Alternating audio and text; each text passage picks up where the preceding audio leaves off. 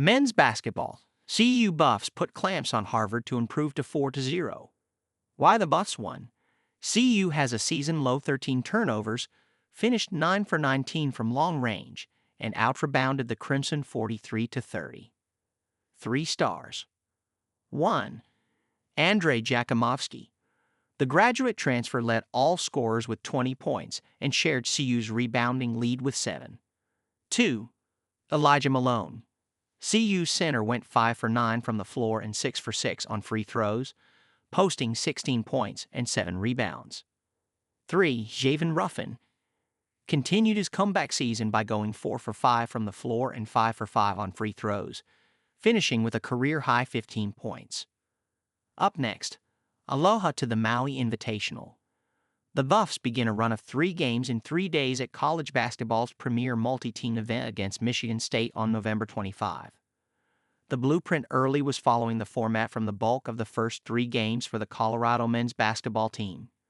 Too many turnovers combined with an inability to slow opposing three-point shooters, and all of a sudden the Buffaloes were in a slugfest at home against a physically overmatched opponent. At times during CU's 3-0 start, particularly in a double overtime win against Northern Colorado, the Buffs merely survived their shortcomings. This time they put their foot down, stopped the bleeding, and ran away with a victory. Overcoming an early flurry of turnovers and a hot start from long range by visiting Harvard, the Buffs posted an 88-66 win on Sunday at the CU Event Center. The Buffs capped the season-opening 4-game homestand at 4-0 and will have a week to prepare for a date against Michigan State in the opening game of the Maui Invitational. CU finished with a season-low 13 turnovers, and after Harvard went 6 for 13 on three-pointers in the first half, the Buffs held the Crimson to a 2 for 10 mark from long range after halftime. Harvard opened the game by making 5 three-pointers before connecting on any 2-pointers. "We did a much better job in the second half," CU head coach Tad Boyle said. "Much better job taking care of the ball. They only made 2 threes in the second half. Did a better job of guarding the three-point line. We felt like at halftime that's the only way they can get back into the game if we continue to turn it over. And then they made a bunch of threes like they made in the first half. That allowed them to hang around longer than they should have." The Crimson was within 31-28 of the Buffs with 3 minutes, 56 seconds remaining in the first half, but CU ended the frame on a 15-6 run, taking a 46-34 lead at the break.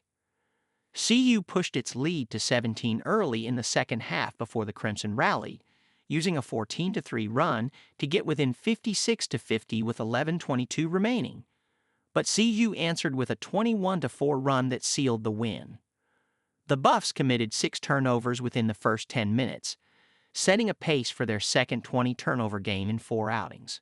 Instead, CU committed only 3 more the remainder of the first half, then recorded only 2 in the first 14:49 of the second half before suffering a couple late giveaways with the game well out of reach. Everyone talked at halftime. We were like, "All right, guys, we've had 3 games where we turned it over too much. So we really made that an emphasis." CU guard Javen Ruffin said, "We did a pretty good job for the most part. I think it still could have been a little better. We had some sloppy turnovers." 4 players scored double-figure points for the Buffs, led by 20 points and 5 rebounds from forward Andrei Jakimovsky.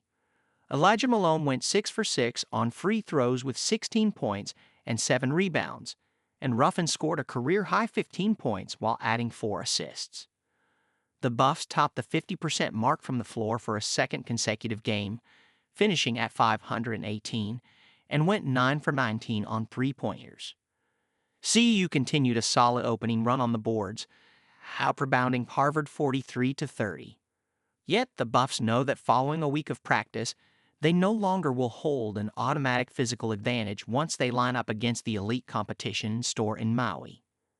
"We have a lot of versatility. We all have size," Jakimovsky said. "I don't. Harvard was a really good box-out team, so our game plan was just to attack the glass and get as many rebounds as possible."